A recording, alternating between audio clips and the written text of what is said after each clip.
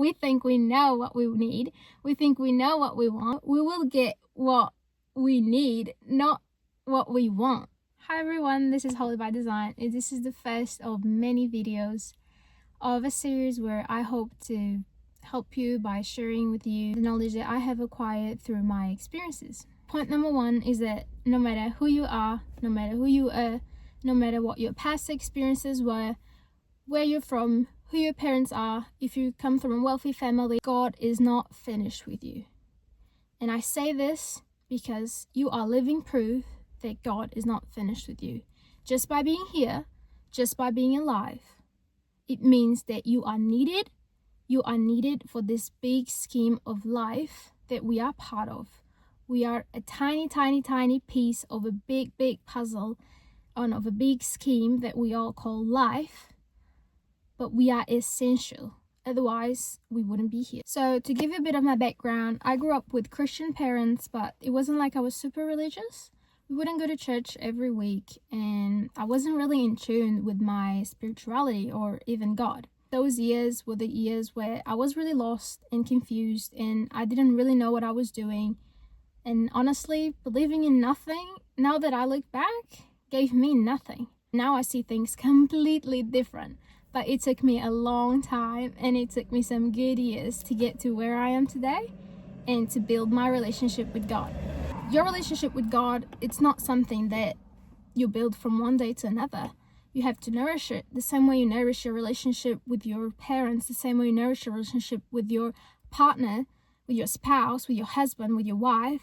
The relationship you have with God is a relationship that you need to nourish and take care of every single day. And he'll take care of you too.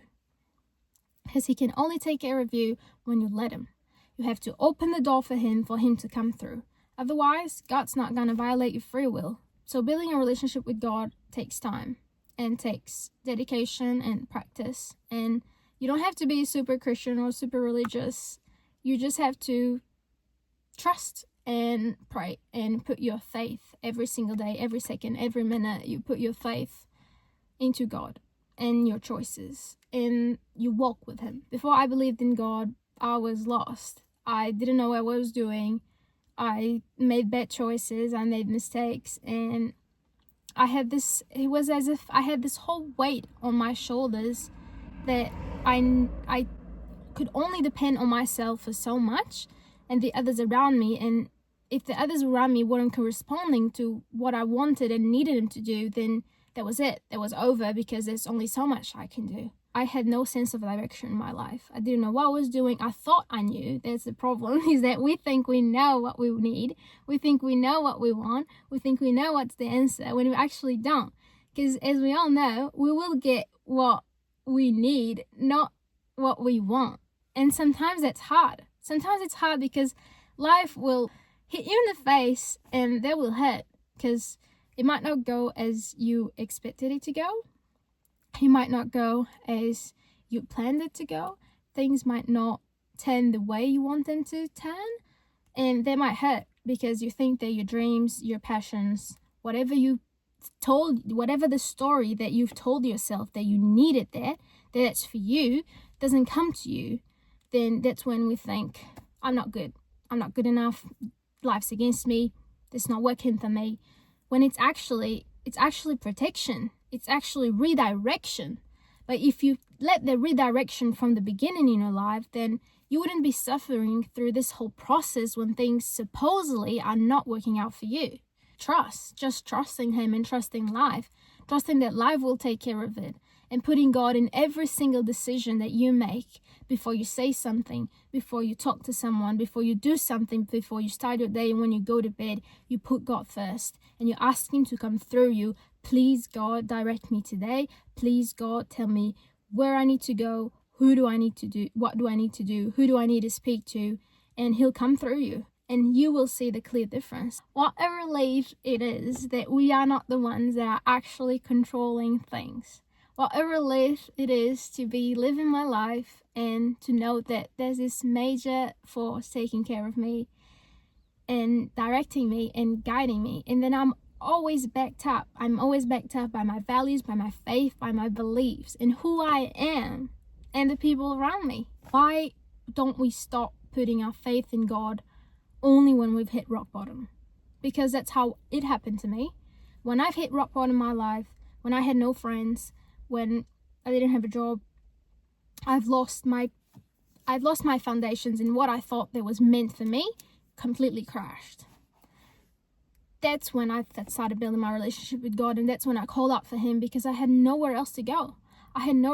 So I thought, there must be something bigger that is actually keeping me here and keeping me, redirecting me and changing things around.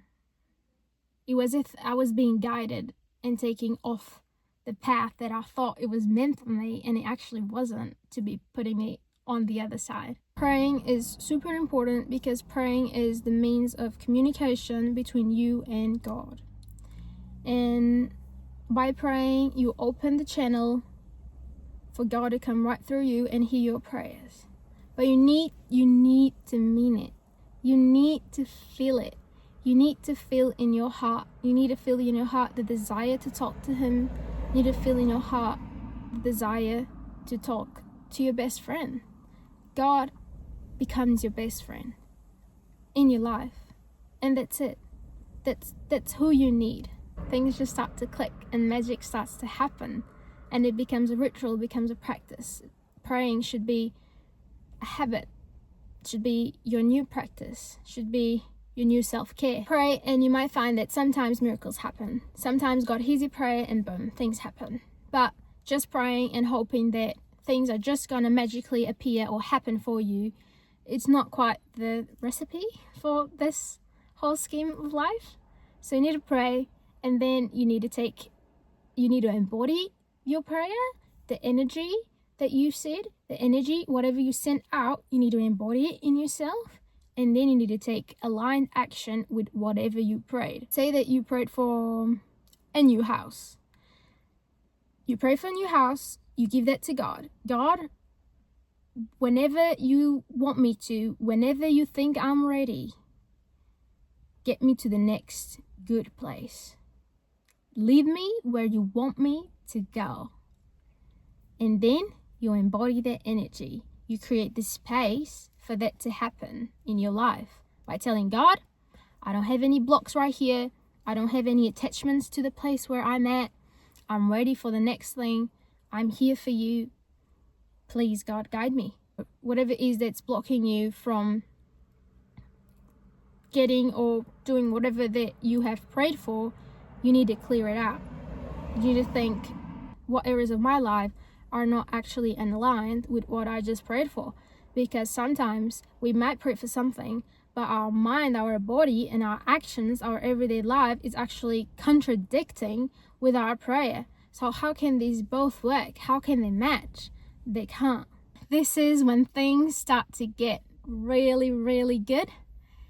And it doesn't matter if you didn't believe in him just like I didn't, or where you're at right now, or if you don't have a completely 100% faith or can't put your 100% trust into him, that's fine.